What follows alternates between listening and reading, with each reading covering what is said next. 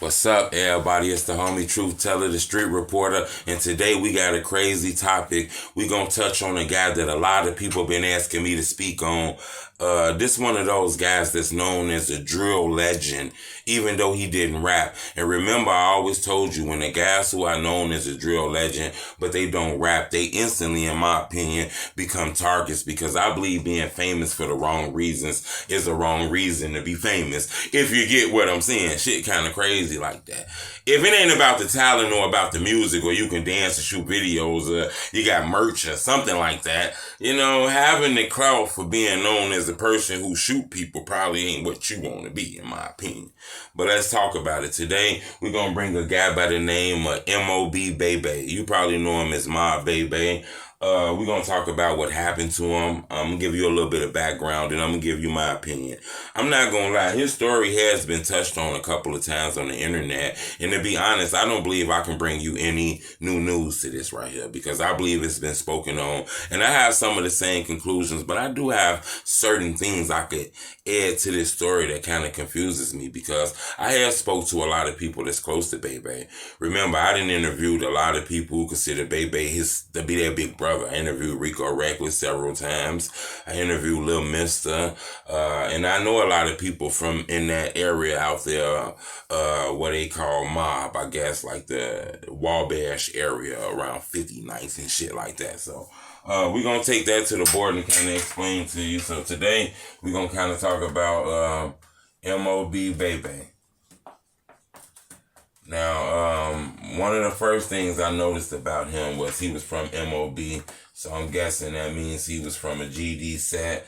A lot of other gangs out there. Remember, it's just not gangs. If you down for the cause, then you part of them niggas. You get what I'm saying? You down for the cause, then you part of them niggas. You feel what I'm saying? And that's how they really look at it. They don't really care about you being in a certain gang. It's more like crew orientated and shit like that. So you see a lot of this going on.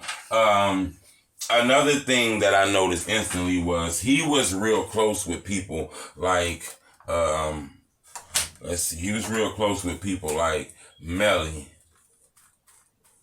He was real close with other people too, like Dusky. He was close with other people like, I believe even Wooski too. Now, I'm pretty sure he was close with other people too. He was real close with 051 Young Money, Jaro City. He was close with a lot of these areas. STL.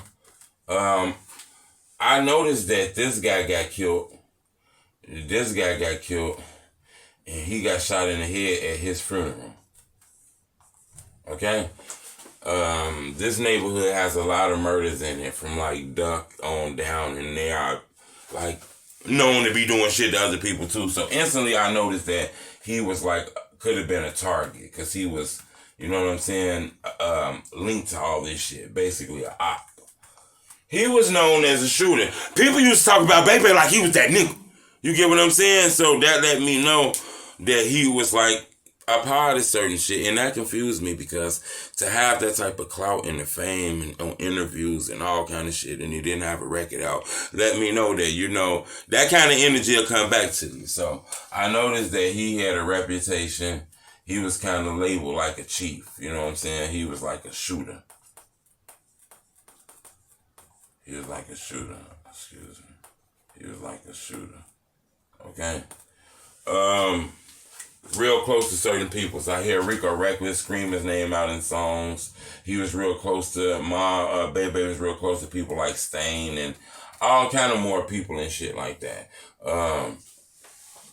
Basically, he was a part, when you break it all down, he was basically a big part of the BDK movement, okay? He's a big part of the BDK movement, okay? I noticed that instantly, okay? He was a big part of that.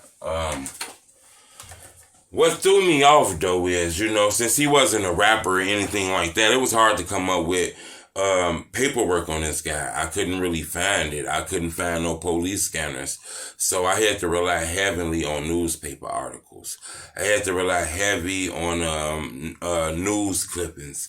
I had to rely heavy on the people who I talk to in communities who's close to the situation, who can give me information that I can find in the paperwork, you know? And I talked to a lot of people in this situation, maybe about 6 or 7 people. I just held this case for a little while and didn't ever do it, but a lot of people been asking me for it, so I'm gonna drop it today. That's the reason why I'm doing it.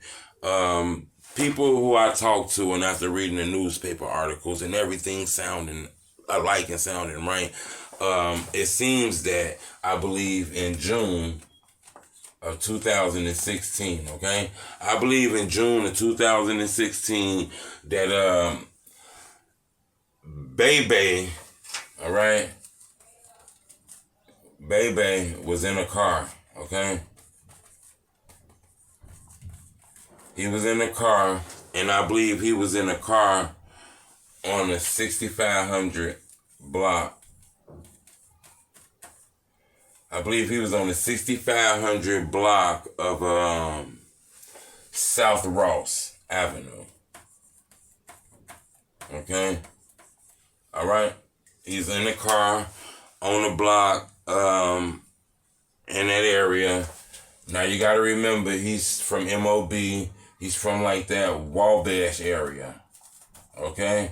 I believe 59th and like down some. That area is considered like MOB.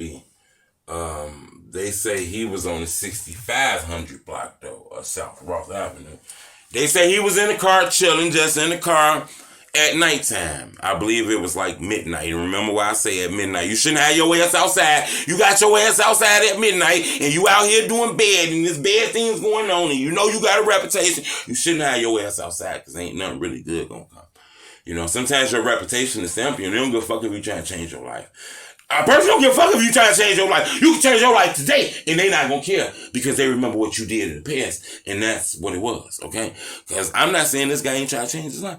Now, some people said his ass was out there on the block doing that bad shit and he didn't give a fuck about none. His ass is one of them shooters and he'll take your motherfucking life.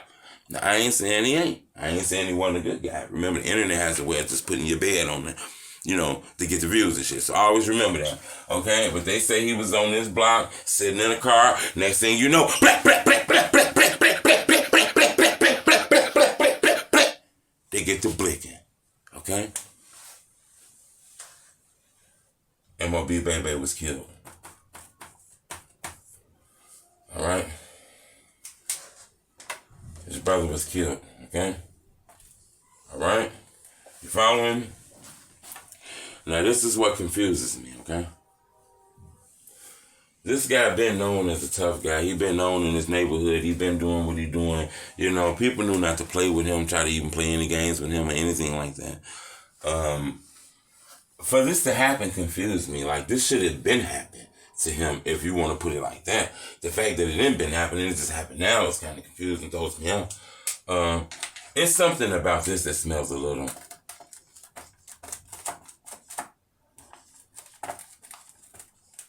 Once again, backdoorish. Something about this that smells a little backdoorish. I'm not gonna lie. It feels a little personal. Okay? Then again, he was known as one of those niggas. And if you one of those niggas, like I heard on that board, things happen to those niggas. You know? If you one of them niggas, something gonna happen to you. So it could have been like that, you know. I believe he was caught lacking.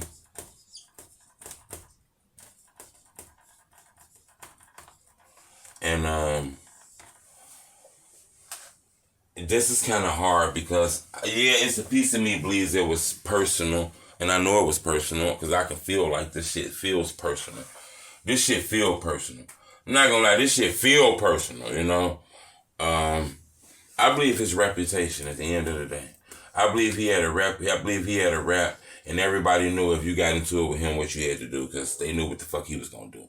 I believe he had a background. Nigga knew not to play with that nigga like that. A nigga knew not to play with him.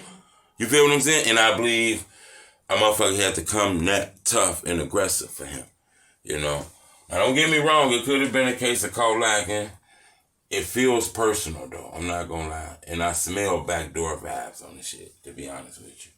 You know, it just smelled a little bit backdoorish to be in the car late at night. I ain't motherfucker even know it was you. You know, it just smells a little backdoorish to me. But in my opinion, you know, I believe it was personal.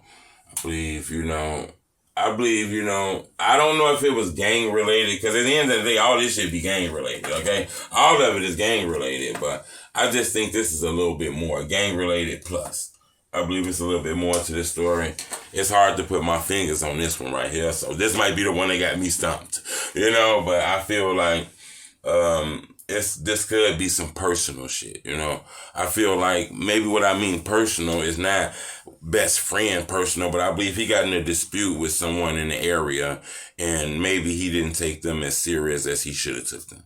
I don't think none of his friends did it, or none of his homeboys did it, but I believe the people who did it wasn't big time ops, I believe everybody ops, but I think MOB BayBay case kind of confuses me a lot, because it's so many things in this shit that play out, especially with him being as hot as he was, and, being known, he was known as a shooter. It's internet videos and shit about how many bodies he got. Like, people say he killed people and all kind of shit like that. So I think he caught a bad case of when you so hot like that, and you got rumors around your name, and you buzzing like that for being a shooter and a killer and all kind of crazy shit like that.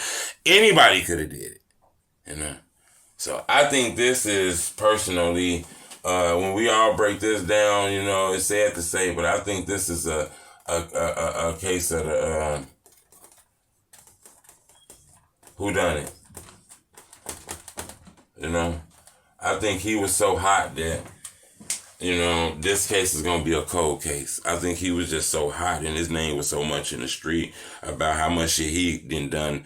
He had a lot of enemies, and I believe, that's a whodunit. They ask me, and that's what happened when you be so hot out here, man. You fuck around, lose your life, and it'd be hard to pinpoint somebody. But subscribe to my YouTube channel. I appreciate all the love.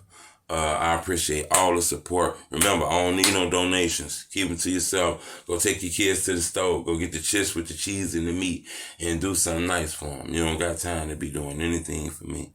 I'll be okay. If you want to support me, though, this is what you got to do. Pull your finger up like this.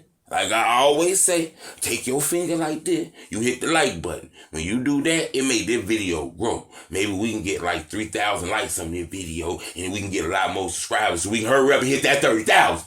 It's your homie True Teller, the Street Reporter. I appreciate y'all. Bleh, bleh, bleh, bleh, bleh.